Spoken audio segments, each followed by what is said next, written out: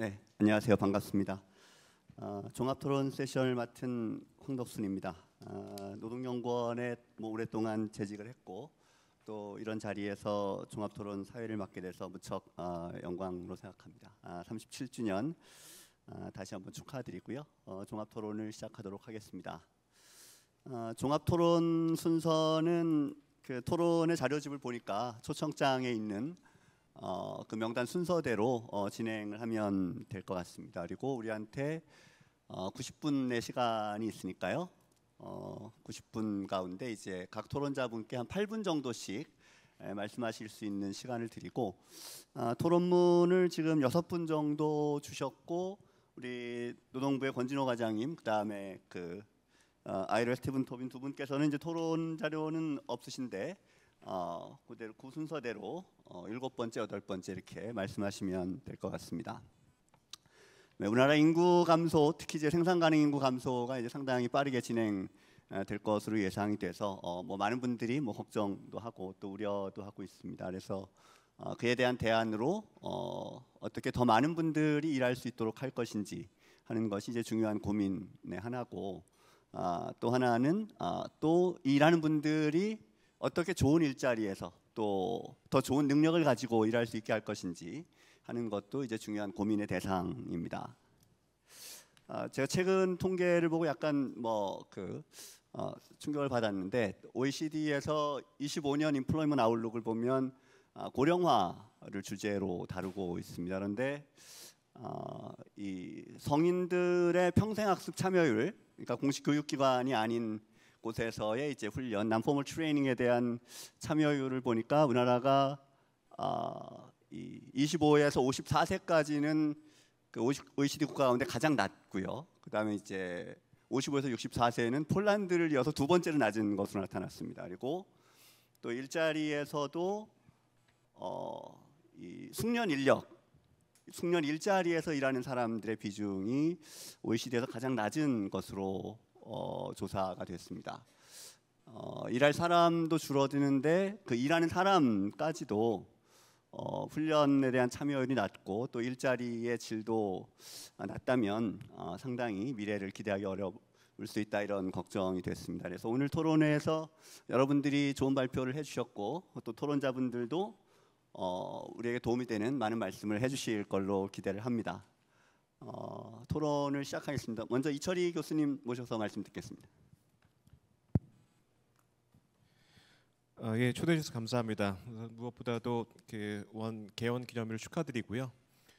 이 개원 37주년인데 처음 노동연구원 만들 때 저나 여기 황덕순 저장께서 석사과정 진학할 때였던 것 같습니다. 그래서 항상 여기 개원 기념일이 되면은 그 연도만큼 공부하기 시작한 때가 됐다라는 것이 다시 느껴지는 그런 때고요. 축하를 드리겠습니다. 네, 오늘 발표 잘 들었고요. 다들 좋은 발표고 또 공감을 많이 하고 제가 특별히 여기에 대해서 드릴 말씀은 없을 것 같습니다. 다만 오늘 이제 말씀하신 그 내용과 관련된 전반적인 그 배경과 연구의 필요성, 왜 중요한가 이런 점들을 조금 더 제가 부각시키는 방향으로 토론을 하려고 합니다. 그러니까 사람이 줄어들게 되면은 이제 있는 사람이 낭비되지 않도록 해야 되는 것이 굉장히 중요할 것 같고요. 그런 점에서 오늘 새 연구가 굉장히 중요한 것 같습니다. 그러니까 사람이 줄어들고 그렇기 때문에 경제 성장률이 낮아지는 이제 그런 문제를 걱정을 하고 있는데 되게 이번 정부에서 초점을 두고 있는 것은 이제 신기술의 어떤 도입이라든가 어떤 기업을 육성한다거나 그런 게 방점을 두고 있는 것 같은데 역시 그렇게 하더라도 사람을 키우는 일이 굉장히 중요한 것 같습니다. 인적 자본을 육성을 하고 적재적소에 배치하는 일이 돼야만 이제 그런 일들이 잘 진행이 될 것 같다는 생각이 들고요. 특히 오늘 말씀하셨던 것처럼 일부 계층들, 특히 여성이라든가 장년, 청년 같은 경우에는 다른 국가에 비해서 낭비되는 분들이 굉장히 많아서 앞으로 충분히 더 활용할 여지가 있을 것 같고 여기에 좀 더 힘을 기울여야 되겠다라는 그런 말씀을 드릴 수가 있을 것 같습니다. 그리고 그러니까 인구 변화가 노동시장에 여러 가지 충격을 미칠 텐데 결국 그 두 가지 면에 있는 것 같습니다. 하나는 전반적으로 사람이 줄어들고 특히 한 20년 후가 되면은 노동력이 굉장히 빠르게 줄어든다라는 그런 측면이 있고요. 두 번째는 그 이전에라도 여러 부문 간에 그다음에 숙련수 간의 미스매치가 발생하는 그런 문제가 있는 것 같습니다. 그래서 오늘 그 발표에서 다루지는 않았습니다만 제가 보건대 우선적으로 좀 진행을 해야 될 것은 이런 미스매치 문제를 좀 해소하는 것이 필요할 것 같다. 그러니까 줄어들곤 있지만 그 사람들을 적재적소에 잘 배치를 하면은 훨씬 더 노동시장에 미치는 충격이 완화될 수 있을 거라고 생각을 하고 있고요. 이제 그러기 위해서는 이제 교육이라든가 훈련, 그리고 노동시장에 있어서 유연성이 좀 더 개선이 돼야만 이런 일들이 발생할 수 있겠다라는 그런 점을 말씀을 드리고, 이제 두 번째로는 좀 중장기적으로 일하는 사람을 충분히 늘릴 수 있겠다. 오늘 이제 말씀하셨지만 여러 그 그룹의 이 경제활동 참가율을 높이고 생산성을 개선할 수가 있다고 한다면은 실질적으로 노동 인력이 줄어든 속도를 굉장히 많이 완화할 수 있을 것 같습니다. 제가 다른 곳에서 그 시뮬레이션을 해봤더니 예를 들어서 우리나라 여성하고 작년에 경제활동 참가율이 이웃나라 일본 수준만큼만 높아져도 한 25년 내로 높아져도 25년 후까지 우리나라의 노동 인력이 뭐 그렇게까지 많이 주는 것 같지는 않고요. 거기다가 또 여성도 굉장히 많이 낭비가 되고 있는 것 같아요. 여성은 양적으로도 그렇지만 이 성별 임금 격차에서 볼 수 있듯이 충분히 역량을 잘 발휘 못하는 그런 문제가 발생을 하는데 이런 문제만 개선하더라도 장래 노동 인력 문제는 그렇게 크지 않을 것 같다 이런 생각이 들고요. 이 고령층 같은 경우에는 두 나이층으로 좀 구분해서 볼 필요가 있을 것 같습니다. 그러니까 55세에서 한 64세 같은 경우에는 아직 상대적으로 고용률이 아주 높은 편은 아니기 때문에 좀 더 양쪽으로도 고용률을 높일 수 있는 가능성이 있을 것 같고요. 다만 65세 이상 인구 같은 경우에는 한국의 고용률이 세계적으로 뭐 가장 높은 편입니다. 지금 거의 40% 육박을 하고 있고요.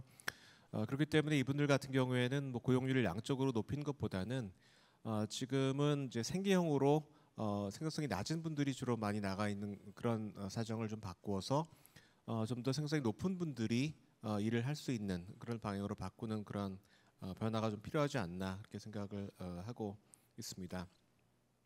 그래서 앞서서 말씀드렸습니다만 뭐 최서림, 진성진, 이은주 박사님 그 주제 발표가 특히 이제 우리 사회에서 낭비가 심한 아직까지 충분히 역량을 발휘하지 못하고 있는 요 세 그룹을 굉장히 잘 그 타이팅을 해서 어떤 일이 일어나야만 이제 이분들이 더 잘 활용이 될 것인가를 잘 지적을 해주신 것 같고요.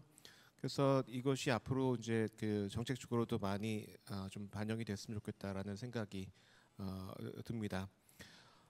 근데 그 아까 그도 말씀드렸지만 이렇게 하기 위해서 몇 가지 좀 변화가 필요할 것 같다는 생각이 들고요.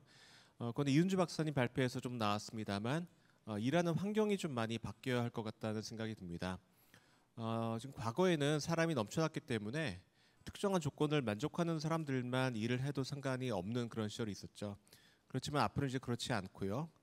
굉장히 다양한 조건들, 그러니까 나이가 많은 분들, 돌봐야 하는 사람이 있는 분들, 그래서 뭐 풀타임으로 일하기 어려운 분들, 뭐 여기는 다루지 않고 있지만 장애를 가진 분들, 다양한 조건을 가진 분들이 있기 때문에 이런 분들도 충분히 그 기회를 잡아서 일을 할 수 있는 그런 노동 조건을 만들어야 된다고 생각을 하고 있고요.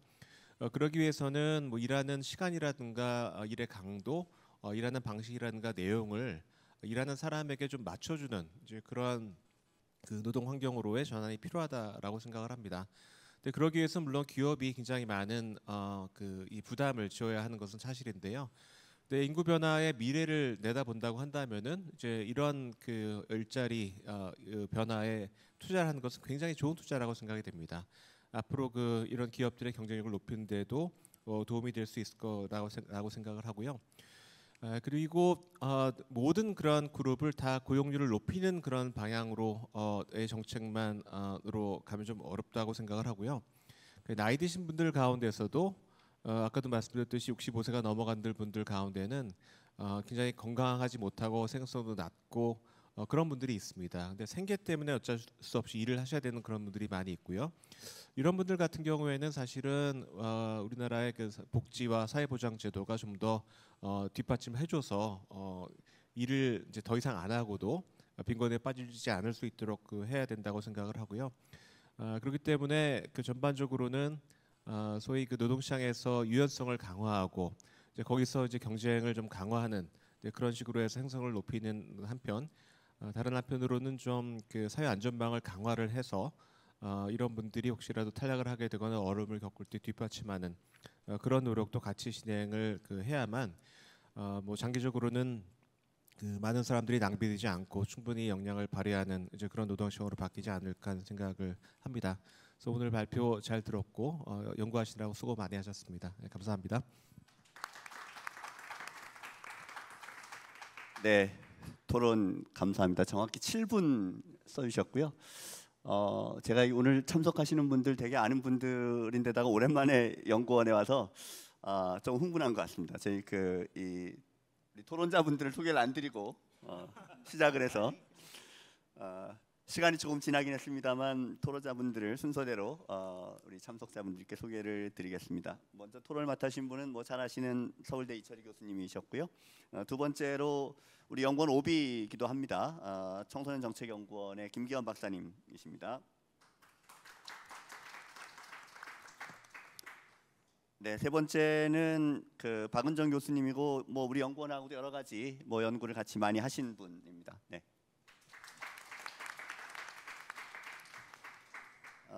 그리고 이제 노사단체를 대표해서 세 분 오셨습니다.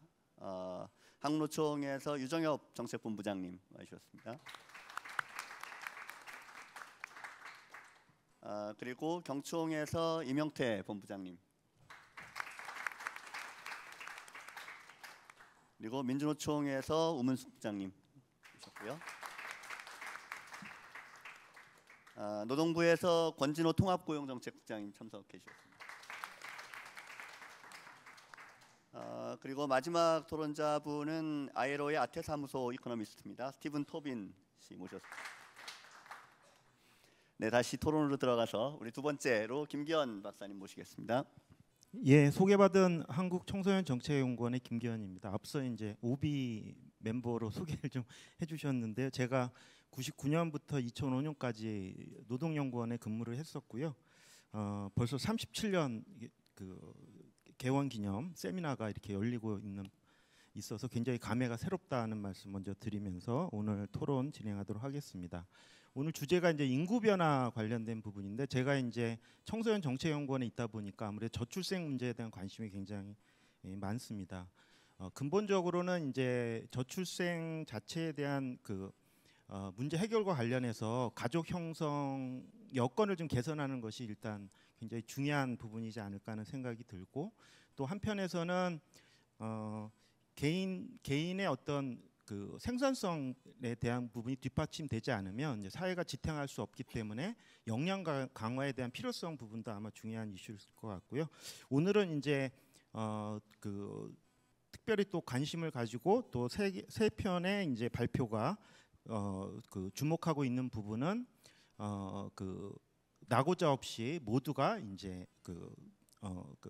한 명 한 명이 정말 소중하게 다루어지는 그런 시대로 우리가 가고 있다라고 하는 부분 관련해서 과제들을 제안을 해주신 게 아닌가 이렇게 생각을 합니다. 특별히 이제 청년층과 고령층의 이행에 대한 지원 부분하고요. 그리고 가족을 돌봐야 되는 상황에서 어떤 지원에 대한 부분까지 이렇게 포괄적으로 좀 제안을 발표를 해주신 것 같습니다. 그래서 각각의 논문에 대해서 간략하게 말씀을 드리도록 하겠습니다. 첫 번째는 고졸 청년 문제인데요. 제가 작년에 저희 연구원에서 이제 아동 청소년 패널 조사가 있습니다. 그래서 세 개 코호트를 비교해서 분석을 좀 했는데 하나 발견된 부분은 최근으로 올수록 고등학교를 졸업하고 취업을 하겠다는 경우가 크게 감소한 부분하고요.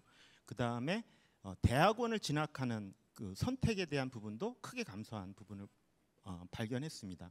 그러니까 대학에 집중돼 있는 그런 현상들이 나타나고 있는데 대학원 진학도 저는 이제 우리가 AI 시대 이런 시대를 앞두고 있는 과학기술의 굉장히 중요성들을 생각을 했을 때 조금 큰 문제가 아닌가 생각이 들고요. 또 한편에서는 미스매치 문제를 야기하는 것이 노동시장 자체는 고졸자 노동시장이 큰데 우리나라는 뭐 전 세계에서 가장 많은 그 어떤 그 고등교육의 진학률을 가지고 있기 때문에 그로 인해서 파생되는 사회적 문제가 굉장히 크다라고 하는 점을 봤을 때 이 고졸 청년의 문제는 굉장히 중요한 이슈다. 있다라는 말씀을 좀 드립니다. 연구 결과 관련해서는 이제 교육고용 패널에서 2006년하고 2018년도 직업계고 졸업생을 비교했는데 가장 눈에 띄는 부분이 교육훈련이 감소한 부분이거든요. 그러니까 오히려 증가를 해야 되는데 교육훈련이 오히려 감소하는 그런 양상으로 나타난 부분이 좀 눈에 띄었고요. 그리고 아시다시피 2000년 10년 이후로 직업계고에서 이제 취업을 하는 그런 비율은 낮아지고 오히려 대학을 진학하는 비율은 높아지는, 그러니까 역전 현상이 좀 나타나고 있는 중이고, 거기에는 이제 사실 안타까운 부분이 있는데 현장 실습 중에 사망 사고들이 좀 있었습니다. 그러다 보니까 좀 강력한 규제 정책들이 진행이 됐고, 그로 인해서 이제 조기 취업을 하는 부분들이 이제 그 현장 실습을 통해서 이루어졌는데, 그런 부분들이 엄격화되는 과정에서 이제 취업률이 낮아지는 결과로 이어진 부분들이 있지 않나 하는 생각이 들었습니다. 처방과 관련해서 여러 가지 다양한 제안들을 해주셨는데, 저는 이제 그 제안들을 대부분 동의를 하면서 추가적으로 좀 말씀드릴 부분은 결국은 조기 개입이 굉장히 중요하다라는 생각이 듭니다. 국제적으로 봤을 때 청년 정책의 핵심이 조기 개입 방식으로 문제를 해결하고 그래도 해결되지 않는 그런 청년들에 대해서 그 맞춤형 접근을 하는 방식이거든요. 근데 우리는 근데 졸업 후 취업까지 1년이 걸리는 나라이고, 그리고 특히나 이제 고교 단계에서의 졸업자들이 굉장히 어려움을 겪고 있는 상황이기 때문에 우선은 그 재학 단계에서의 그런 어떤 문제 해결, 그리고 조기 취업이라고 하는 부분들로 문제를 좀 최소화하려는 노력들에 대한 것들이 좀 추가적으로 고민될 필요가 있지 않나 하는 말씀을 좀 우선 드립니다. 두 번째는 고령층 관련된 이슈를 이제 발표를 해주셨습니다. 지금 아직은 이제 본격화되지는 않았지만 이제 정년 문제 이제 아마 또 굉장히 중요한 이슈로 다뤄지지 않을까 좀 생각이 들고요. 여기에서는 이제 그 재취업 지원 서비스, 그러니까 기업에서 재직 단계에서 아직 그 은퇴를 하기 이전에 어떻게 지원을 해줄 것인가라고 하는 부분에 대한 여러 가지 제안들, 특히나 이제 건강 검진에 빗대서 좀 이렇게 사전적으로 그 아프기 전에 건강의 상태를 확인하고 체크하는 것이 필요한 것처럼 재취업 지원 서비스도 그런 방향으로 가야 한다는 점에 좀 동의를 하고요. 다만 이제 두 가지 정도 말씀을 우선 드리면, 첫 번째는 이제 형평성 차원에서 어차피 제도는 지금 1000인 이상, 앞으로 300인으로 하더라도 300인 미만인 문제이거든요. 그래서 그런 그 중소기업이라든지 이런 부분에 대한 지원 중심으로 좀 제도 설계를 하는 방안에 대한 검토가 좀 필요하지 않나 하는 생각이 들었고요. 그리고 두 번째는 이미 퇴직한 분들의 문제는 어떻게 하느냐 하는 부분입니다. 그러니까 기업 내에서의 재취업도 중요하지만 이미 지금 퇴직한 분들을 위한 지원 방안들도 이제 종합적으로 좀 검토될 필요가 있다는 말씀을 드립니다. 그리고 마지막으로는 가족 돌봄 부분입니다.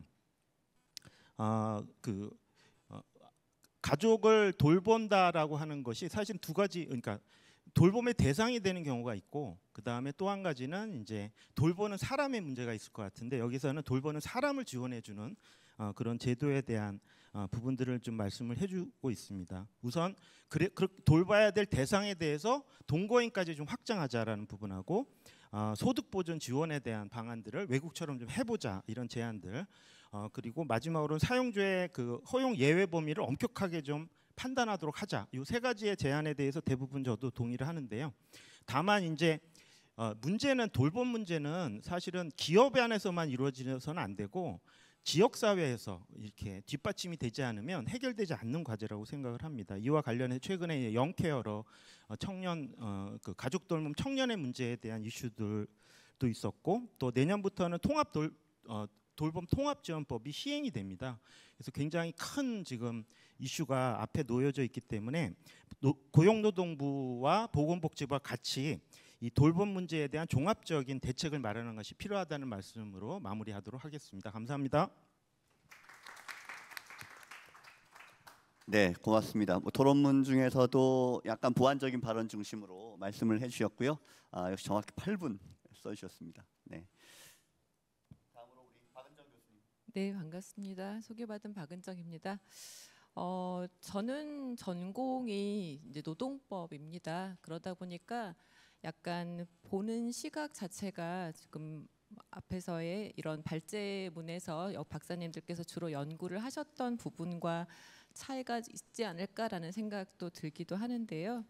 뭐 노동 시장과 관련한 내용들은 앞에서 다른 토론자들께서 많이 말씀을 해주셨고, 제가 최세림 박사님이나 진성진 박사님의 발제문에 대해서 이렇게 읽어보면서 물론 고용의 문제에서 중요한 거, 뭐 일자리가 최고의 복지다라고 하는 말이 있을 만큼 고용 자체는 굉장히 중요한 문제다라고 하는 것을 부정하기는 어렵다라고 생각이 됩니다.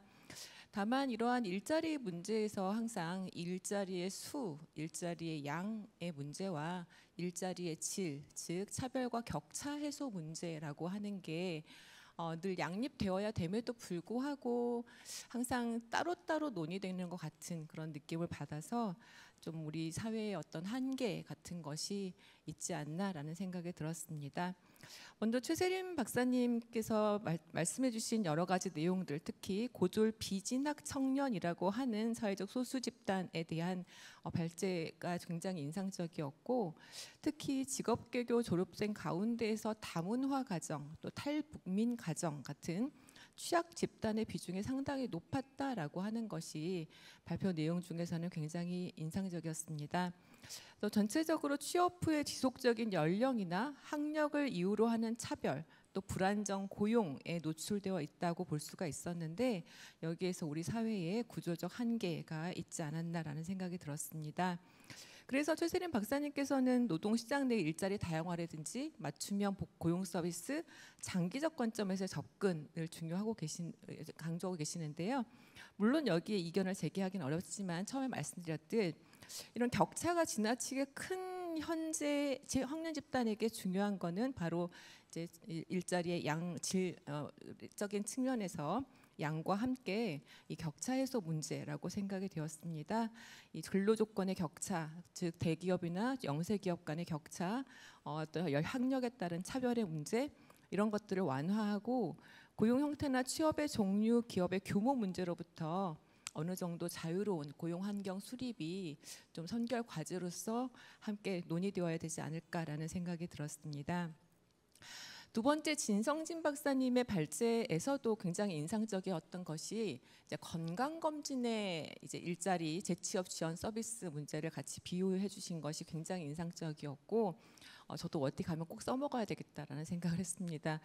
그래서 이것이 이제 특정 연령층에 국한된 문제가 아니고, 뭐 저처럼 이제 말씀하셨듯 고령자가 되어가는 연령층 집단 모두에게 일자리 문제는 이제 건강 검진처럼 단계적으로 진단이 되어야 된다라고 하는 것이 굉장히 좋은 어떤 그 영감을 주는 문제라고 생각이 됐었는데, 역시 이제 여기에서도 청년기의 일자리 문제와 마찬가지로 고령기 일자리 문제, 일자리 수의 문제가 정말 중요하긴 하지만 이 지금 현재 고령자에서 나타나는 일자리의 문제는 단순 노무직, 저임금, 불안정한 고용, 특히 여러 가지 법 제도로부터 벗어나 있는 보호의 대상으로부터 벗어나 있는 문제들, 이런 것들이 같이 작동하면서 이 점점 그 격차를 크게 증가시키고 있는 문제가 역시 같이 논의되지 않을 수 없겠다라는 생각을 했었습니다.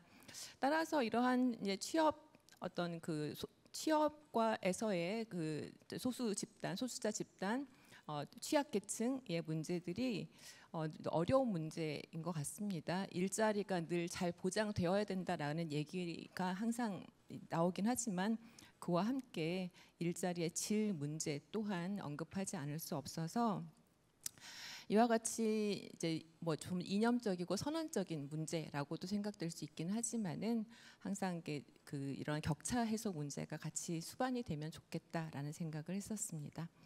마지막으로 이제 제도론적인 측면에서 이은주 박사님의 발제와 관련해서는 여러 가지 우리나라의 현행 법제도의 한계를 짚어주셨고, 특히 박사님께서도 말씀하셨지만은 이 일가정 양립제도가 현재 가지고 있는 가족 개념의 문제에 집중하지 않을 수 없었습니다. 우리 법제는 가족을 비교적 굉장히 넓게 보고 있습니다. 민법에서는 8촌 이내의 혈족, 4촌 이내의 친족, 인척까지 포함시킬 만큼 넓은 개념임에도 불구하고 이 사실상의 법률 혼 중심주의를 취하고 있다 보니까 사실 혼상의 배우자를 포함하지 않고 생활 동반자 관계 등을 인정하지 않고 있다라고 하는 굉장히 중요한 한계가 있다고 생각이 됩니다. 다양한 생활 공동체 유형이라든지 혼인적 결합의 다양성, 또 개인의 어떤 성별 정체성 같은 것들을 충분히 반영하지 못하고 있는 문제들이 지금 현재 우리 법제도의 기본적인 한계가 아닌가라는 생각을 했습니다. 이 가족의 범위를 획일적으로 규정하는 대신 돌봄 관계를 현실적으로 반영하는 장치가 가능해야 이 일가정 양립제도, 상호간의 사회적 돌봄 제도가 정착이 될 수 있다라고 생각이 되고, 가족 개념의 변화, 가족 구성의 변화, 우리 사회의 변화 등 여러 가지 변화하는 환경 아래에서 전통적인 가족 개념의 고수라는 게 근본적인 한계를 가질 수밖에 없겠다, 시대착오적이다라고 말하지 않을 수 없었습니다. 관련해서 이은주 박사님께서는 굉장히 많은 이제 해외 사례들을 발표해 주시기도 하셨지만은 제가 봤던 것은 미국에 있었던 팜리 제도라고 하는 게 있더라고요. 최근에 2024년부터 급여가 지급되었다라고 하고 있는데, 이것이 상당히 넓은 범위에서 전통적인 가족 이외에 가족 유사 관계를 인정하고 혈연이나 혼인 관계 이외의 경제적 공동체, 긴밀한 생활의 공유 관계들, 보호 및 돌봄의 기대, 상호 약속, 또 공동 거주 여부 등 다양한 이 사회적 요소들을 반영하면서 실질적인 가족이라고 하는 것을 이제 법제도 안에 반영하고 사회적인 어떤 이제 그 보장 정책으로서 추진하고 있는 것을 볼 수가 있었습니다. 물론 연방 제도도 있긴 하지만 콜로라도 주에서 주법상 이 제도를 정착시켰다라고 하고 있고, 이 제도 아래서 상당히 긴 유급 휴가권을 돌봄 휴가를 위해 보장하고 있다라고 하는 내용들을 살펴볼 수가 있었는데요. 물론 단편적으로 우리나라 제도는 이렇다, 뭐 외국 제도는 이렇다라고 말하기는 어렵긴 하지만 이 다양성의 관점이라는 측면에서는 충분히 시사점을 가질 수 있지 않나라는 생각을 했었고, 이러한 가족의 다양성 개념을 반영한 정책적 변화가 요구된다라는 것, 또한 이은주 박사님께서 강조하셨듯 무급성의 문제, 이게 급여가 지급되지 않는 문제들도 개선이 되어야 한다라고 생각이 됩니다. 다른 한편으로 이제 일 가족 영역에서의 많은 변화도 있긴 하지만은 우리가 근로자에게만 국한되어 있는 현재의 많은 제도, 그 정책적 제도들, 특히 남녀 고용평등법이 이 성차별 금지 문제와 일가정 양립 제도를 한 틀에 놓고 있음에 따라서 발생하는 한계들, 이런 것들도 기본적으로 극복해 나가야 되는 법제도적인 측면이 아닌가라는 생각을 했습니다. 감사합니다.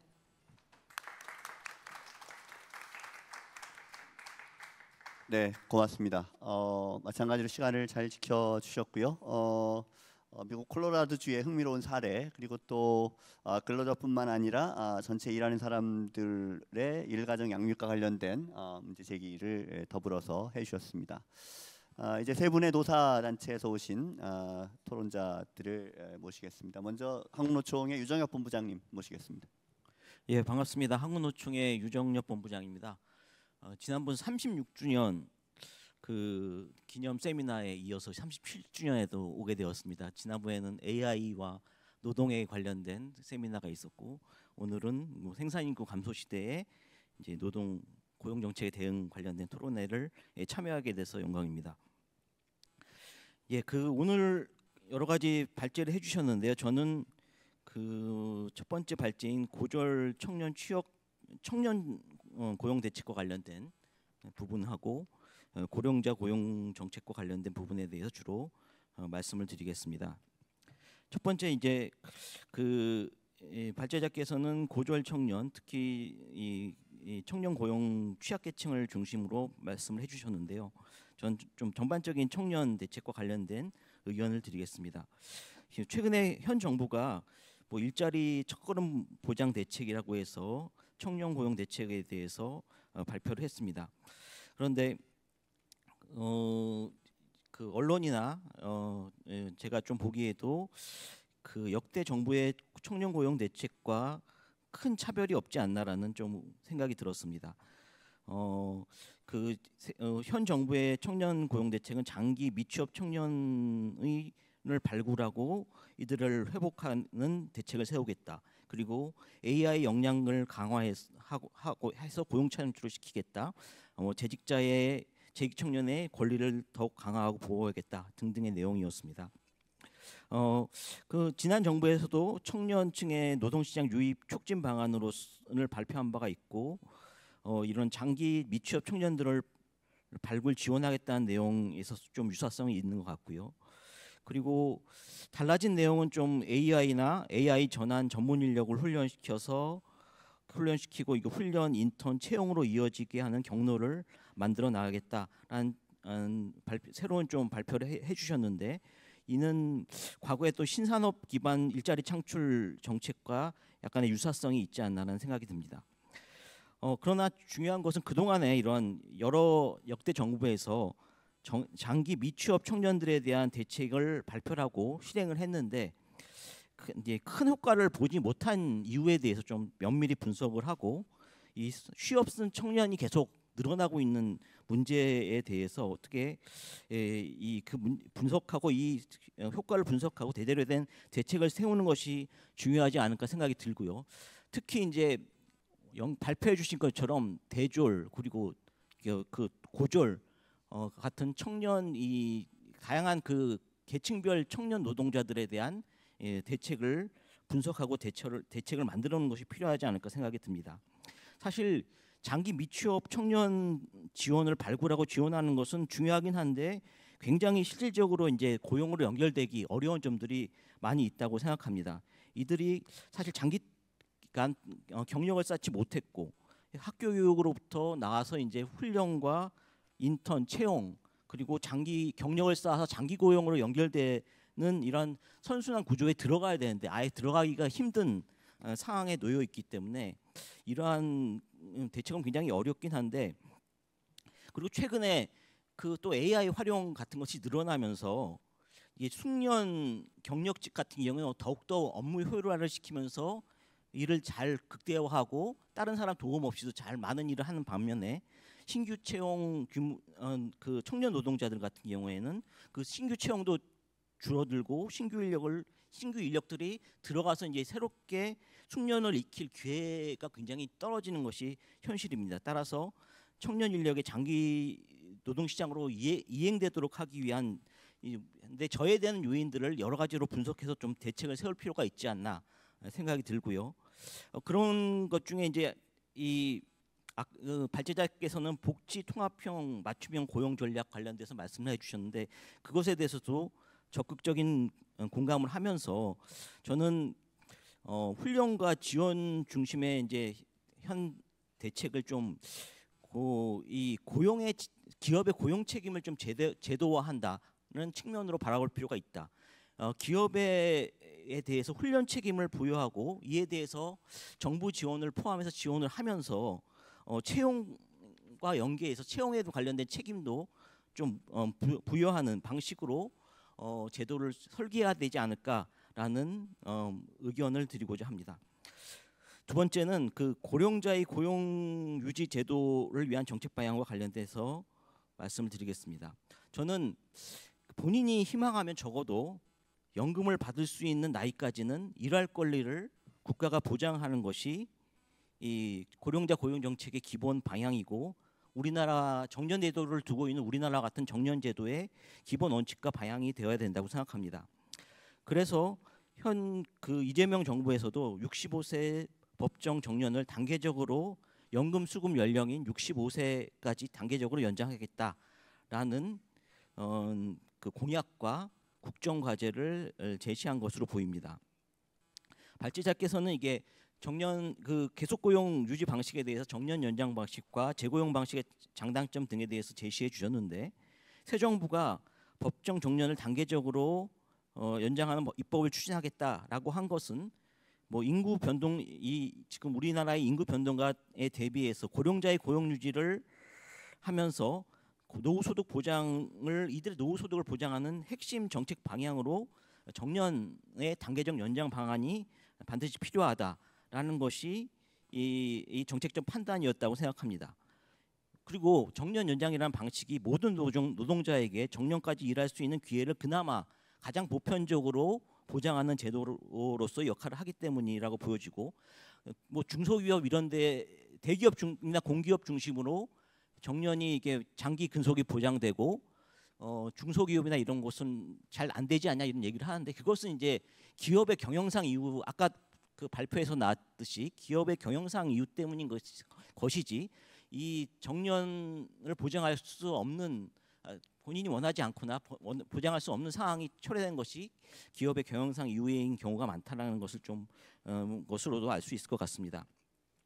따라 근데 보편적 정년 연장 방식이 아니라 이를 이 기업의 재량에 맡길 경우, 그 발표해 주신 바에서 선별적 재고용이나 뭐 또 의무 재고용 방식과 같은 재고용 방식에 맡길 경우, 발제자께서 말씀하셨는데 대기업과 중소기업 그리고 유노조 기업과 무노조 기업 간의 정년 차별과 노동 조건의 임금 노동 조건의 차별이 더 심화될 가능성이 우리나라 같은 경우는 대단히 높습니다. 특히 이제 80% 정도의 노동자들이 제대로 된 근로자 대표의 보호, 노사의 동등한 교섭을 협의와 교섭을 통한 보호를 받지 못할 가능성이 대단히 높기 때문에 더욱 그러합니다. 따라서 이 보편적 법적 권리인 정년을 보장하면서 중소기업이 법적 정년을 연장시킬 수 있도록, 제대로 잘 시킬 수 있도록 법적 정년 잘 지킬 수 있도록 정부가 지원하는 방안을 마련하는 데 좀 집중해야 되지 않을까. 그리고 청년들이 선호하는 대기업 공공부문 일자리 같은 경우는 특히 뭐 신규 고용이, 청년의 신규 고용이 줄어들 수 있다는 우려가 있는데, 관련해 공공기관 같은 경우는 좀 정원의 TO를 확보하고 총액 인건비를 확대하는 조치를 하고, 민간 부문 같은 경우는 청년 고용에 대한 사회적 책임과 연계한 정부 지원책을 마련하는 것이 필요하다고 생각합니다. 그리고 임금 문제에 있어서는 고령자들에게도 동일가치 노동 동일임금이 원칙이 기본적으로 보장돼야 된다고 생각하고요. 대신 임금 문제 역시 좀 산업별, 업종별 직무 특성을 감안해서 직무 조정이나 노동 시간 조정, 임금 체계 조정 등이 노사 합의로 이루어져야 된다고 봅니다. 마지막으로는 고령자 대책으로 재취업 지원 서비스 의무화 대상 기준을 완화한다던가 재취업 지원 서비스 제도 개선에 관련된 내용을 말씀해 주셨는데, 이와 관련해 갖고는 사실 이 말씀을 드릴까 말까 했는데, 제가 이제 노사의 역지사지의 입장으로 사용자 입장이 돼봤을 때, 이 노동자들이, 재직 중인 노동자들이 재취업 지원 서비스를 받고자 열심히 밖으로 나가는 걸 과연 사용자들이 좋아할까? 안 좋아할 거라고 생각합니다. 그렇기 때문에 이거 재취업 서비스를 대상을 의무화하고 대상 범위를 넓히고 한더라도 이용률이 떨어지고 교육 훈련을 받는 비율은 자꾸 떨어지는 이유가 그렇지 않을까 생각이 들어갔고, 이러한 교육 훈련을 받을 권리, 재취업 서비스를 받을 권리를 제도적으로 노동자들이 권리로서 보장하는, 유급도 유급 휴가로서 보장하는 조치가 필요하지 않을까 생각이 듭니다. 이상으로 마치겠습니다. 네, 가족 돌봄 관련해서는 토론을 준비를 안 해주신 것 같고요. 아마 그 토론문을 보니까 우리 우문 숙장님도 그러신 것 같긴 한데, 저희 토론문에 없더라도 의견 있으시면 말씀해 주시면 좋겠고요. 처음으로 시간을 넘기셨습니다. 다음 분들은 8분의 시간을 잘 지켜주시기를 부탁을 드리겠습니다. 네, 이명태 본부장님. 네, 전 경총 고용사회정책본부장 이명태라 그럽니다. 노동연구원 37주년 개원을 진심으로 축하드립니다. 제가 말씀드릴 내용은 크게 고령자 부분하고 돌봄 부분입니다. 청년 부분도 뒤에 있긴 한데, 일단 우리나라가 급속한 고령화로 고령자 노동시장이 빠르게 변화하고 있고, 뭐 고령자의 지속적인 노동시장 참여가 필요하다는 점에는 기업들, 특히 경영계들도 충분히 공감하고 있습니다. 그래서 지금 필요한 거는 이제 이런 고령자분들한테 어떤 방식으로 일할 기회를 주고, 그다음에 어떻게 보상할지에 대해 가지고 좀 밀도 있는 사회적 논의가 좀 필요한 시점인 것 같습니다. 지금 사회적 논의가 진행되고 있는데 그거보다는 좀 더 밀도 있는 사회적 논의가 필요하지 않나 생각합니다. 다만 논의 과정에서 모든 기업한테 일률적으로 적용되는 법적 정년 연장인 경우에는 청년들 일자리를 좀 위협할 그런 가능성이 크고, 특히 예전에 10년 전에도 정년 60세 의무화 때도 봤지만은 그 혜택이 좀 노조가 있는 대기업 정규직 같은 일정 특정 부분에 집중되면서 이중 구조가 좀 더 심화된 것 같습니다. 저희 경총에서 한번 분석을 해봤는데 노조가 있는 대기업 정규직의 뭐 고령자 고용을 2004년을 100으로 봤을 때 2024년 작년 경우에 보면은 고용 지수가 100에서 877로 높아졌습니다. 그러니까 증가율로 따지면 777%가 고령자가 된 거죠. 다만 청년층 고용을 보면 2004년을 100으로 봤을 때 2024년은 98.2였습니다. 오히려 2% 정도 줄어든 것 같습니다. 이게 그래프를 보면 이게 쭉 올라가고 밑에 청년층 고용은 조금 약간 억눌려 있는 그런 상황이 있었다는 거는 뭐 통계적으로 나타나는 현실이니까 어쩔 수 없을 것 같습니다. 그리고 특히 노동시장 이중구조, 그러니까 근로조건 부분에서도 봤으면 고용 여력이 있고 좀 근로조건이 양호한 그런 부분들, 뭐 특히 뭐 대기업 정규직이라든지 아니면 노조가 있는 대기업 정규직하고 하면 노조가 없거나 중소기업이나 비정규직 이게 여타 부분하고 두 개를 나눠봤을 때 보면 임금 같은 경우에는 거의 여타 부분의 임금이 대기업 정규직이나 이런 쪽에 50% 후반대였고 그다음에 평균 근속 연수도 거의 50%가 채 안 되는 한 46%그 수준을 유지하고 있었던 것 같습니다. 특히 산업연구원에 계신 분이 분석을 해봤는데 정년 연장의 효과가 뭐 공무원이나 일부 대기업 근로자한테 나타나는데 그 분들을 연령대로 분석해 보니까 동일 연령대 한 10% 정도. 그러니까 통상 정년 연장의 혜택이 돌아가는 비중을 보면 한 15%에서 많이 잡으면 20%그 정도 수준이었던 것 같습니다. 특히 잘 아시는 것처럼 연공형 임금 체계가 우리 기업들한테 아직도 지배적인 상황인데 통계상으로 보면 뭐 60% 비중이 줄어들고 있긴 하지만 분명히 규모가 큰 기업들 중에는 절반 이상, 특히 60% 이상이 연공급을 유지하고 있는 점을 보면 고령자에 대한 이런 법정 정년 연장이 되면 비용 부담이 좀 커질 것 같고요. 특히 인사 적체가 심화되는 거는 또 당연한 것 같습니다. 특히 이게 어차피 나가실 분 아니면 60세 정년이라고 했을 때도 지금 50대 중반 이후로는 임금 피크제라든지 다양한 인사 적체 문제가 발생하고 있는데 추가적인 정년 연장이 발생한다면 또 다른 인사 적체가 또 일어나지 않을까 생각을 합니다.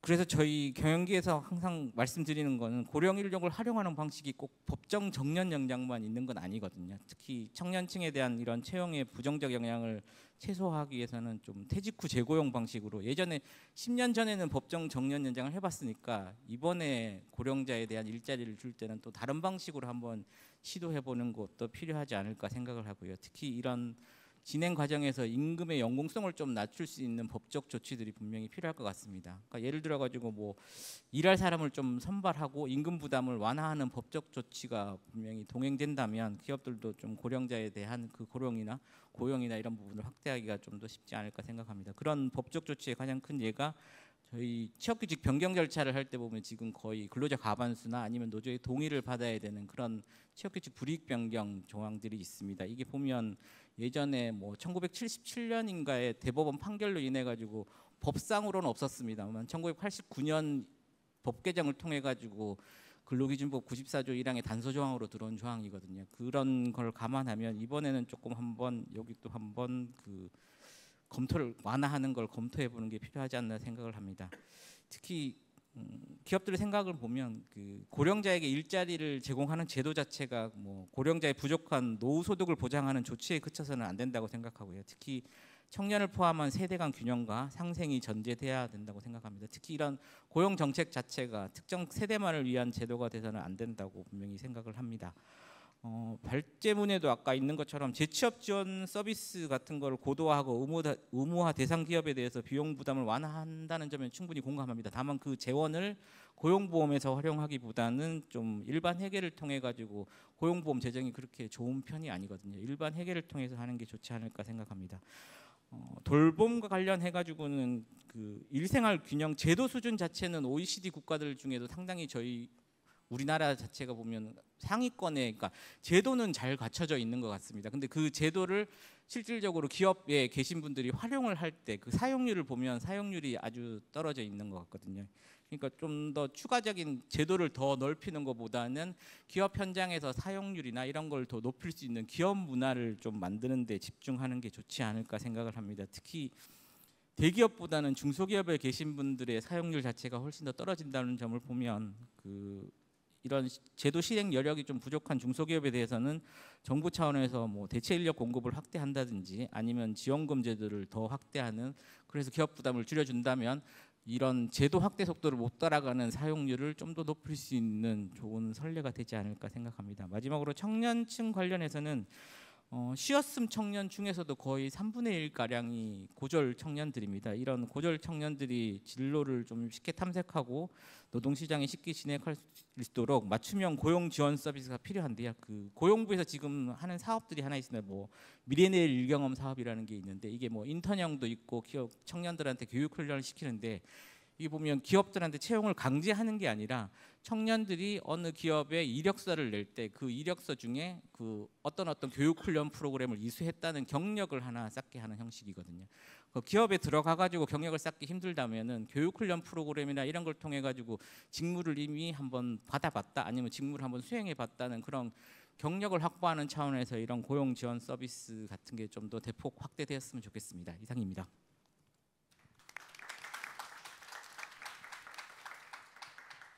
네, 고맙습니다. 아마 경영계에서는 정년 연장에 대한 걱정이 많은 것 같습니다. 오늘 토론에서도 그런 의견을 많이 주셨고 또 일생활 균형제도 관련해서 제도 자체보다 활용률을 어떻게 높일지에 대한 고민이 좀 더 필요하다 이런 의견도 더불어서 주셨습니다.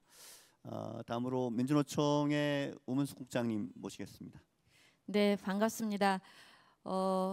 민주노총도 올해 30주년이 돼서 11월에 행사를 하게 되는데요. 예, 우리의 동지 한국노동연구원 개원 37주년 새삼스럽고 축하드립니다. 그래서 우리 노동 관련해서 연구할 게 너무 많은데 연구가 안 되고 있습니다. 특히 고용불안 연구가 적습니다, 현재. 그래서 한국노동연구원이 좀 분발하고 규모를 좀 더 키워서 노동 연구를 더 많이 해주십사 부탁드리겠습니다. 제가 이제 민주노총 고용정책 방향 정리를 오늘 그 내용을 넣어놨는데 이번 대선 요구로 제출했던 내용인데 대선 요구에서 제가 제출했었던 많은 내용이 반영이 되었는데 이 상시지속 업무의 고용 원칙, 고용 안정, 직접 고용, 무기계약 원칙을 실현해야 된다라고 하는 요구가 빠졌습니다. 그래서 그걸 좀 국정과제에서도 빠졌고 그래서 그걸 좀 유감이다는 생각을 하면서 제가 이걸 좀 누구라도 좀 이걸 봐달라 싶어서 넣어놨고요. 우리는 민주노총은 노동정책을 마련을 할 때 헌법의 32조 근로의 권리를 어떻게 국가가 실질적으로 책임지고 우리 사회의 문제를 해결할 수 있는지를 기준으로 삼고 있고요. 또 하나 헌법 33조를 기준으로 삼고 있어서 그래서 비정규직 노동자들의 고용불안 문제를 해소하는 것이 헌법 32조를 국가가 책임지는 일이다라는 생각에서 이렇게 정리를 좀 했습니다. 현재 고용의 어떤 지금 나타나고 있는 최신 흐름을 보면 청년 고용은 감소하고 고령 노동자 60대 이상의 고용은 이제 최고치를 역대급 고용률을 이제 찍고 있는데 이 둘 다 아주 저임금이죠. 우리 사회에서는 가장 저임금이고 거의 90%에 가까운 노동자들이 비정규직입니다. 그런데 청년 고용이 감소하고 있는 이 문제는 생산 인구가 감소하는 데에 따라서 더구나 늘어나야 되는 이 청년 고용이 감소하고 있다는 문제는 우리 정부가 우리 사회가 고용의 문제를 못 풀고 있다라는 것이 적나라하게 드러나고 있다라는 생각이고요. 그래서 민주노총은 무엇보다도 고용 안정으로 고용 문제를 풀어야 되고 이것이 풀려야 우리 사회 양극화, 이 불평등 문제가 해결될 수 있다라는 말씀을 드리겠습니다. 그래서 역대 정부에 왜 그런 이야기를 하냐면 역대 정부에서 노무현 정부는 유연 안정성 이야기하면서 기간제 파견 2년 쓰다가 정규직 하면 돼라고 하는 정책을 썼고요. 이명박 정부가 청년 인턴 광범위하게 했는데 실제 고용 불안 문제로 현재 아무런 평가가 그렇습니다. 근데 아까 발제문에서도 기업들이 주도하는 도제 일자리, 수습 일자리 그리고 양질의 전일제가 아닌 전일제보다는 시간이 좀 적은 그런 일자리 이런 것들을 제안을 했는데 사실 이거 다 실패로 끝났습니다. 전혀 고용 안정에 도움도 안 됐고 일자리의 질 제고에도 도움이 안 됐었던 그래서 이런 방식은 더 이상 하면 안 된다. 박근혜 때도 시간 선택제 일자리 적은 시간이지만 양질의 일자리로 하겠어라고 했는데 지금 이거 폐지 위기에 놓여 있습니다. 절대 이 일자리들이 양질의 일자리로 자리매김하지 못했고요. 그런데 문재인 정부에서만 처음으로 고용 정책의 방향을 틀었습니다. 고용 안정 중심으로 틀었는데 이게 공공부문 노동자들 속에서는 상당히 많이 발전을 했는데 민간으로 확산되지 못함으로 인해서 고용 정책이 또다시 딜레마에 빠져 있는 윤석열 정부 거치면서 더더욱이 공공부문까지 딜레마에 빠져 있는 현재 이런 상태인데 현 이재명 대통령께서도 민주노총 위원장이 면담을 갔을 때 유연 안정성에 대해서 이야기를 했다고 하더라고요. 그래서 왜 지금 시점 와서 또다시 이 노무현 정부 때 이야기했었던 것이 다시 나오나 싶은데요.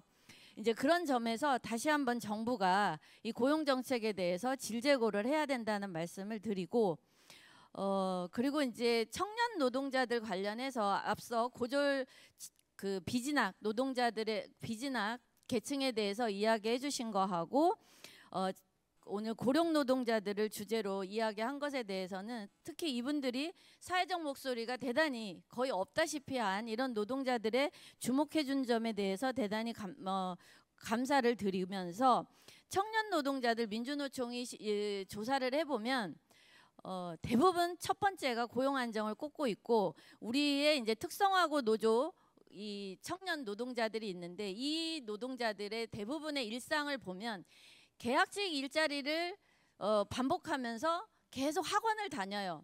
그 자격증 학원 따려고 뭐 간호학원을 다니고 뭐 청년 상담사 학원을 다니고 이렇게 하고 다녀요. 그런데 사실 양질의 일자리로는 거의 진입을 못하고 있는 그런 상태예요. 그래서 양질의 일자리 문제에 대해서 한 번 더 말씀을 드리고 그리고 여기에서 한 가지만 더 말씀을 드리고 싶은 것은 고졸 학력으로는 실제로 맨 처음에 이제 그 특성화고를 나와서 취업을 한다고 하더라도 그 정도의 어떤 그 교육 그 내용으로는 실제 그 양질의 일자리를 계속 이어갈 수 있는 이 조건이 안 된다. 그랬을 때는 전문 교육을 추가로 받을 수 있도록 그래서 폴리텍 대학과 한국기술대학으로 이렇게 연결될 수 있는 교육 제도가 제도화가 돼야 된다. 이게 어떤 자의적인 어떤 선택이나 이런 것에 의해서 할 것이 아니라 국가가 제도화 시켜야 된다는 말씀을 꼭 드리고 싶고요. 그다음에 고령 노동자 관련해서 오늘 말씀해 주셨는데 뭐 기본적인 입장은 아까 한국노총에서 이야기한 거와 동일합니다. 그런데 제가 이제 경험을 하면서 우리 민주노총에 있는 60대 이상 노동자들이 대부분 이제 돌봄 노동자이거나 청소 노동자들 이런데 돌봄 노동자 같은 경우 최근에 제가 만난 분 그러니까 치매 그 어르신을 돌보는데 아들은 조현병인 이런 가정에 방문을 해서 돌봄을 하고 있는데 한 5년간 하면서 이 전문성이 엄청나게 이제 확보가 된 거예요. 조현병 환자를 관리하는 방법까지 확보가 됐는데 이런 돌봄 노동자들이 5년을 일하건 10년을 일하건 최저임금이에요. 그 전문성이 확보가 안 되고 근데 왜 이렇게 60대 이상 이런 노동자들에게 계속해서 이렇게 최저임금과 단기 일자리로 고용 불안을 강요하는 사회가 됐을까 이렇게 우리 사회를 위해서 의미 있는 일을 하고 있는데 라는 생각을 했습니다. 그렇게 했을 때 우리 고령 노동자들의 질재고 지금 시급한 문제이고 굳이 기간제 뭐 촉탁직 단기 일자리로 할 필요 없다. 이분들도 65세까지 70세까지 연금이 불일치하는 이런 상황 속에서는 고용 안정성을 높여줘야 된다라는 말씀을 드리겠습니다. 마치겠습니다.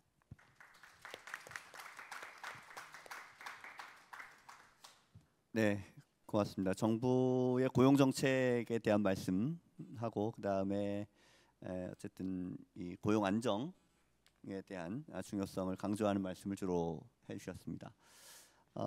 이제 노사단체까지 의견을 들었고요. 다음으로 이제 정부에서 오신 이제 권진호 통합고용정책국장님 모시겠습니다.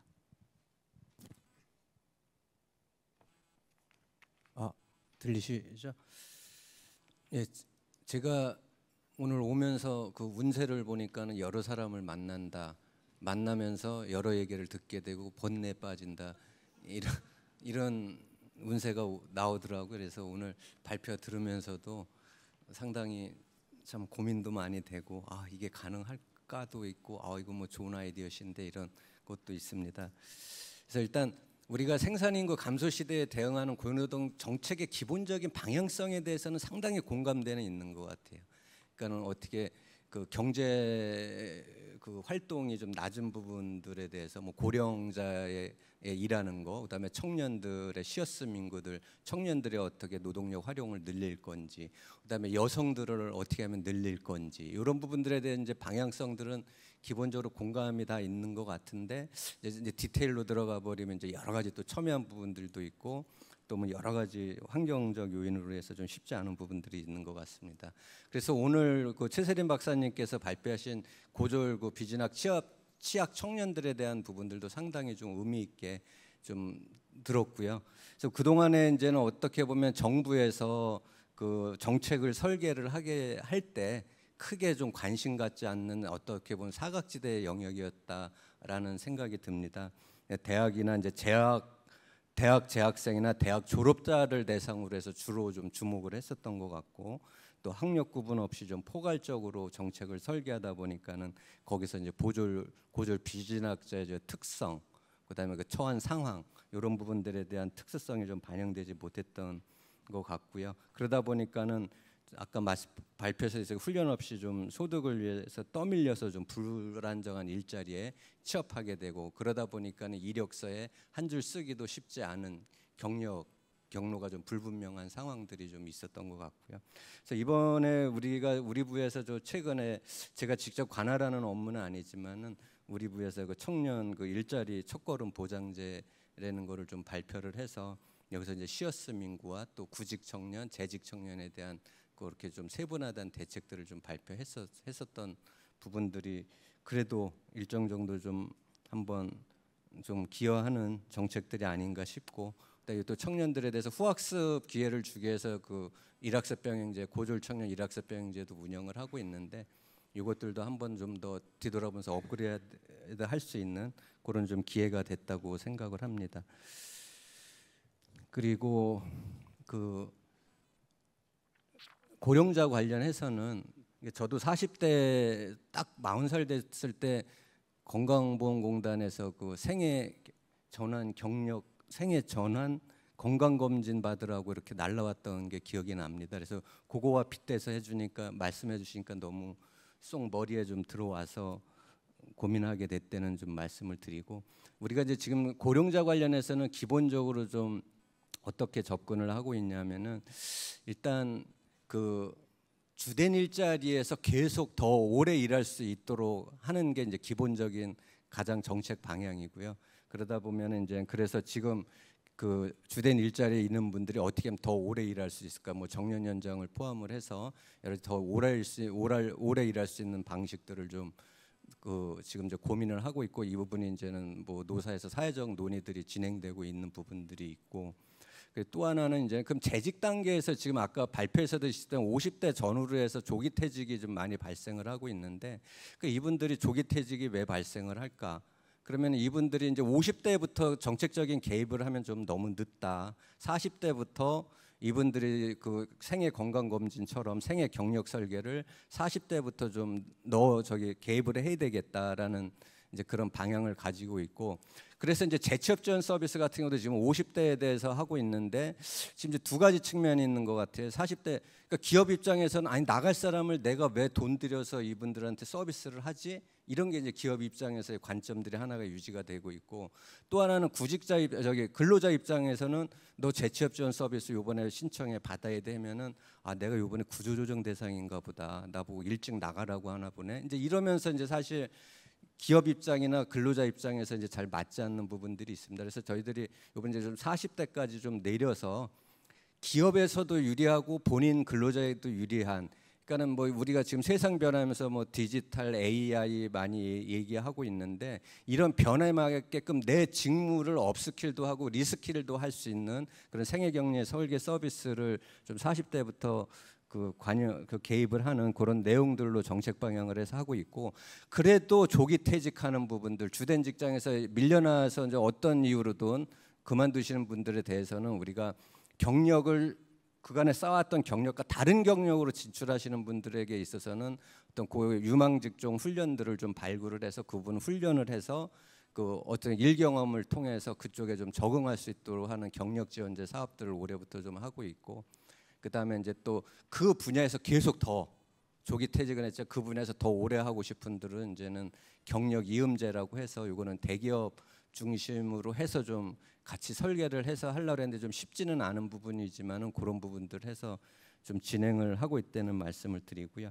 그다음에 그 여성이 아니라 돌봄 관련해서 그거는 이제는 좋은 시사점을 많이 주셨던 것 같습니다. 대상자 확대와 이제 소득 보조라는 이제 두 가지의 좀 그 카테고리 속에서 고민할 여지를 주셨대 해서 너무 감사드리고, 이 대상자 확대와 관련해서는 지금 당장 가능할까라는 이제 공무원 입장에서 이제 그런 게 좀 이렇게 딱 듭니다. 이거는 좀 사회적인 인식의 변화라든지 이런 것과 좀 맞물려서 가야 되겠다는 생각이 들고, 그래 또 하나는 이제는 여기서 이제 재직 중인 그 임금 근로자들의 돌봄의 휴가나 휴직, 그다음에 근로시간 단축의 영역뿐만이 아니고 더 나아가서 이제는 노동시장 내에서 이제 돌봄 시장도 좀 형성을 하면서 그 돌봄을 좀 구입해가는 그런 부분들도 좀 활성화를 통해서, 그럼 임금 근로자가 휴가나 휴직을 사용하지 않더라도 그 구매를 통해서 할 수 있는 부분들도 좀 앞으로 더 고민을 좀 더 같이 해야 되겠다는 말씀을 드리고, 그리고 아까 이은주 박사님께 이제 하나 좀 들으면서 이제 고민 하나 좀 여쭤보고 싶었던 게 있었는데 기회 되시면 한번 좀 말씀을 해주시면 좋겠는데, 그러니까 네덜란드에서 그 휴가에 대해서 산재보험에서 지원을 해주고 있다고 이렇게 표에 정리돼 있으시더라고요. 그래서 이게 고용보험이나 이런 각국에서 고용보험 시스템에서 지원해 주는 거는 이게 이래서 지원하겠구나라는 이제는 그게 좀 감이 오는데, 이건 산재보험에서 지원하는 거는 어떤 논리 속에서 그 나라 특성상에서 산재보험으로 접근했을까라는 의문이 좀 들었는데 스스로 제가 답을 잘 못 찾아가지고 그거는 이따 혹시 기회 되시면 한번 좀 말씀해 주시면 고맙겠습니다. 예, 이상입니다. 감사합니다.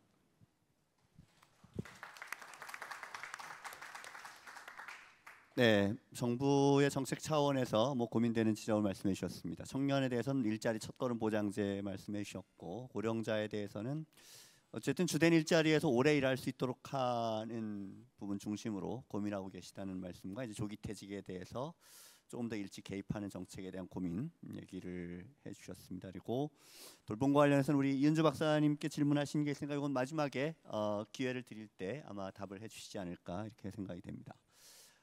저희가 90분의 시간을 갖고 출발했는데요.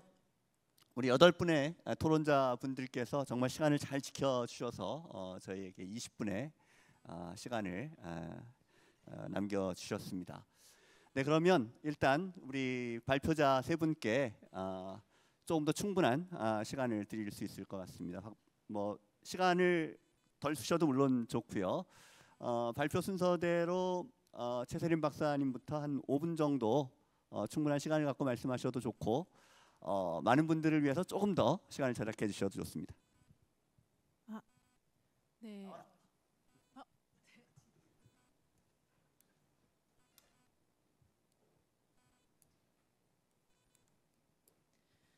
네, 일단 토론자분들께서 제 발표 내용에 대해서 다양하게 다각도로 말씀을 많이 해주셔서 많은 도움이 되었습니다. 먼저 제가 이 연구를 사실 하게 된 게, 사실 저는 이전까지는 여성 고용에 관한 연구를 주로 했었는데 취약계층 문제가 심각한데 비해서 이제 연구도 충분히 되지 않고 고용 정책에서도 충분히 좀 적극적으로 다뤄지지 않고 있다고 생각해서 이런 주제로 발표를 하게 되었는데, 이제 토론자분들께서 이제 흥미롭게 봐주셔서 이 주제가 좀 더 홍보가 되지 않았나 하는 생각에 오늘 감사한 생각을 가지게 되었습니다. 여러 가지 의견을 많이 주셨는데요. 제가 제일 기억에 남고 또 공감하고 또 덧붙이고 싶었는데 하지 못했던 내용은, 이제 이철희 교수님께서 다양한 일자리를 노동시장에서 만들기 위해서 결국에는 기업들이 그런 것을 할 수 있는 역량을 가져야 한다. 기업들이 지금은 정말 딱 일을 이탈 없이 일을 할 수 있는 근로자들만 고용해서 일을 하고 있다면 앞으로는 뭐 유자녀 여성, 돌봄이 필요해서 중간중간 뭐 회사 집으로 가야 되는 그런 근로자, 장애인, 또 더 다양한 뭐 이주 배경, 이민자 청년 등 좀 더 다양한 사람들을 이제 기업에서 고용해야 되는 상황이 오게 될 것입니다. 그럴 때 이제 개개인마다 그들이 자기 능력을 최대한 발휘할 수 있도록 근로 조건을 만들어낼 수 있는 역량이 앞으로는 굉장히 중요할 텐데 이철희 교수님께서 기업을 지원해서 그런 기업들이 그런 역량을 갖게 하는 것이 향후 우리나라 전반의 생산성 개선과 그리고 인사관리 혁신 이런 데 도움이 될 수 있는 중요한 방법이라고 해주셔서 저도 그 부분에 동의하고 앞으로 정책을 함에 있어서 사실 우리나라에서 제가 개인적으로 생각하기에는 기업을 지원하는 부분이 다른 나라 고용 정책에 비해서 우리나라는 좀 적은 편인 것 같은데 이런 식으로 이제 직접적으로 근로자가 느끼지는 못하지만 기업 지원을 통해서 일자리 환경이 개선될 수 있고 좀 더 다양한 근로자들을 노동시장에 유인할 수 있도록 하는 정책이 들어왔으면 좋겠다고 생각합니다. 또 이제 한 가지는 우문숙 위원님께서 말씀해 주셨는데요. 저도 연구를 하면서 고졸 청년 연구를 2차례 진행했는데요. 결국 좀 전문가 회의 같은 걸 했을 때 눈에 띄었던 점은 사실 우리나라에서 고졸 교육으로 효과적으로 일을 할 수 있는 일자리가 많지 않다는 것이 저도 많이 들어서 공감을 하고 있습니다. 그런데 제가 이제 발표한 자료에서 제가 시간 관계상 잘 설명을 하지 못했는데 일학습 병행제 같은 경우에도 옛날에 2006년 코호트의 경우에는 좀 더 20대 후반에 중간에 진입하는 그런 비중이 높았는데 지금은 제도 자체도 그렇고 데이터에서도 나타나는 것이 고등학교 졸업하고 바로 일학습 병행과 같은 루트에 들어가지 않으면 중간에 좀 방황을 하다가 이제 정신을 차리고 커리어 경로에 들어가야지 했을 때 들어가려고 하면 들어가기 쉬운 구조가 아니라는 것입니다. 그리고 제가 강조하지 못했는데 사실 우리나라 아까 황덕순 박사님께서 말씀해 주셨는데 저도 그 OECD 아웃룩을 며칠 전에 봤는데요. 저도 그 교육 훈련 부분 비중이 굉장히 낮다는 것에 상당히 충격을 받았습니다. 여러분들도 그 자료를 보시면 그래프 제일 하단에 굉장히 낮은 수준으로 우리나라가 있는데요. 지금 청년과 중장년 뿐만 아니라 다들 그렇긴 하지만 일학습 병행 자체도 비중이 우리나라가 미국도 굉장히 낮은데 그것의 10분의 1 정도 수준으로 굉장히 낮은 수준입니다. 그래서 일학습 병행 일자리가 얼마나 좋은 일자리인지 그런 걸 떠나서 기회 자체가 우리나라 고졸 청년에게 충분히 있지 않다는 것을 이제 고려할 때 우문수 국장님이 말씀하신 것처럼 교육의 기회를 좀 더 체계적으로 만들고 제공하는 것이 앞으로 중요한 과제일 거라고 생각합니다. 그리고 제가 아까 이제 커피 타임을 하면서 이제 다른 박사님들과 얘기를 하면서 이제 들은 것고 공감되는 내용은 기본적으로 우리나라 저임금 저숙련 청년들이 시작하는 일자리 혹은 뭐 고령층이 시작하는 일자리는 커리어 패스 자체가 설계가 되어 있지 않다는 것입니다. 아까 또 얘기해 주셨지만 그 돌봄 일자리 같은 경우에도 숙련이 형성돼도 뭔가 숙련 레벨별로 인정받을 수 있는 직업의 레벨이나 이런 것들이 없다 보니 그냥 아무리 오랫동안 숙련을 형성해도 뭔가 임금이 상승한다거나 근로조건이 개선된다거나 뭐 그런 것들이 나타나지 않는데 이런 것들은 이제 고졸 청년들이 처음에 가게 되는 그런 일자리에서 또 공통적으로 나타납니다. 그래서 이런 뭐 일자리 기회를 만들어 주는 것, 뭐 다양한 일자리를 만드는 것과 더불어 우리나라에 이제 처음에 이제 그 고졸 청년들이 갈 수 있는 일자리에서도 커리어 패스를 좀 더 잘 정립을 해서 어떤 곳으로 들어가서 그 다음에 미래를 자기들이 계산할 수 있고 예측할 수 있고 발전시킬 수 있는 그런 노동시장 구조를 좀 만들어 가야 될 것 같다는 생각입니다. 토론해 주신 분들 모두 감사드립니다.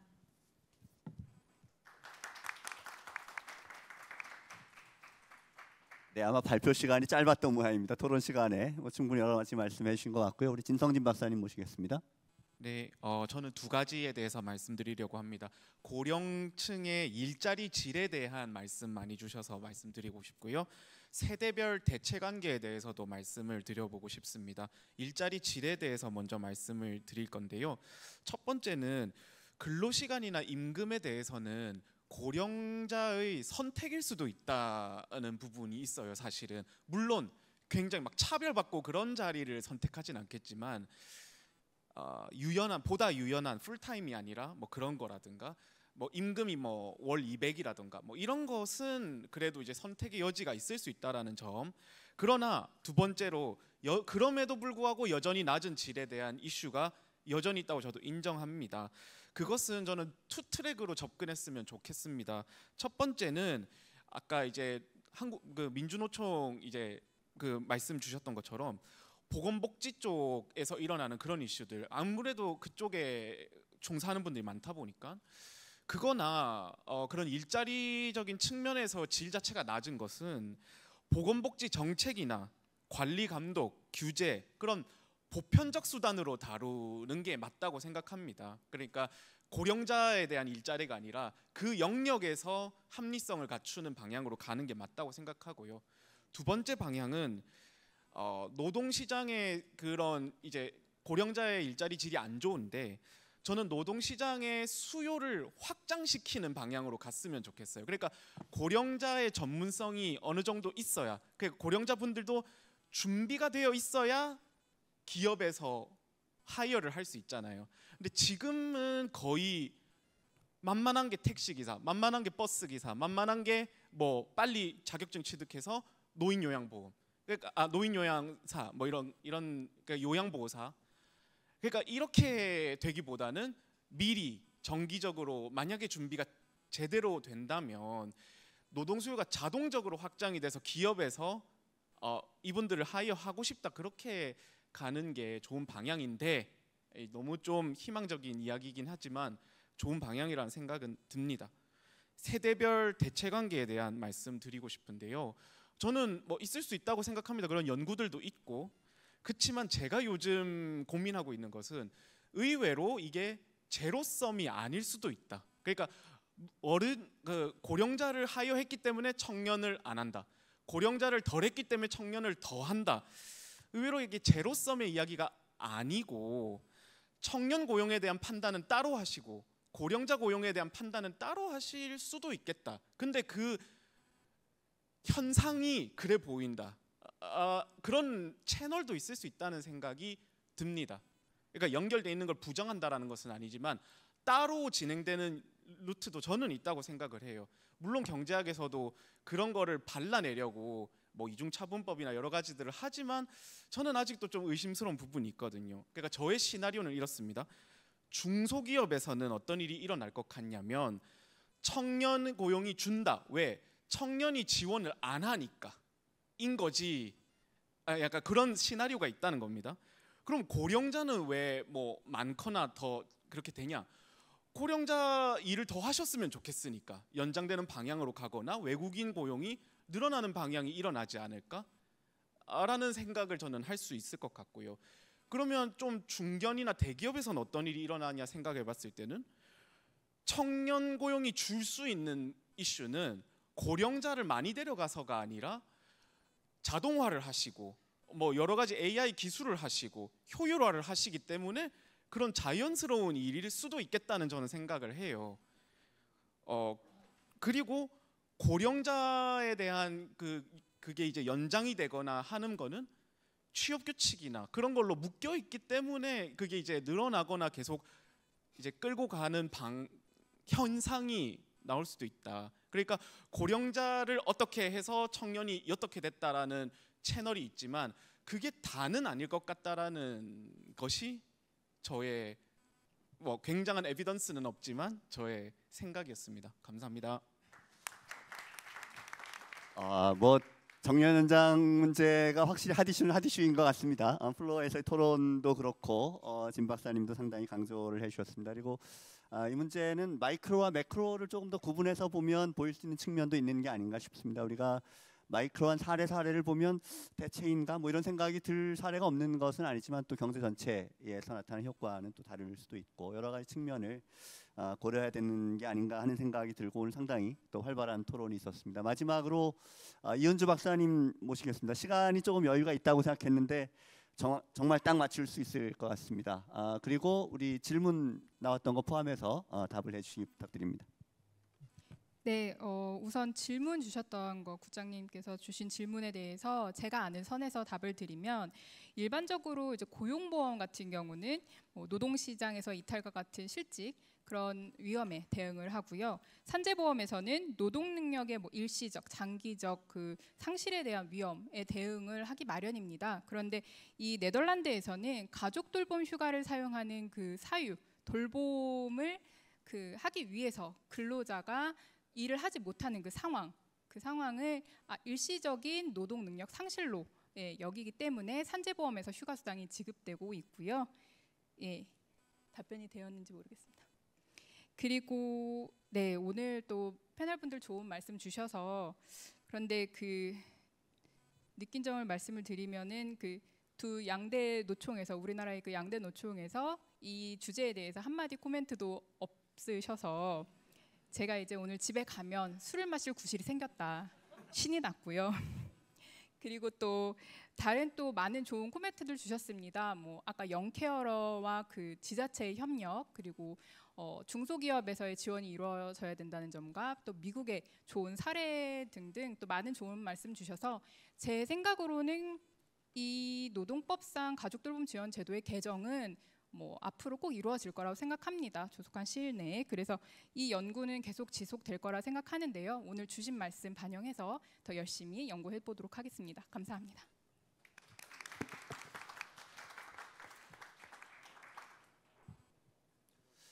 네, 고맙습니다. 여덟 분의 토론자 분들께서 정말 흥미로운 토론을 준비를 해주셨고 또 네, 그리고 또 발표해 주신 분들도 그런 토론에 대해서 여러 가지 답변을 잘 해주셨습니다. 그래서 저희가 네, 이제 5시 30분 저희가 그 토론회를 마치기로 약속된 시간이 됐습니다. 여러 가지 흥미로운 발표 그리고 토론 상당히 잘 진행된 것 같고요. 참여해 주신 모든 분들께 감사를 드리면서 종합 토론을 마치겠습니다. 고맙습니다.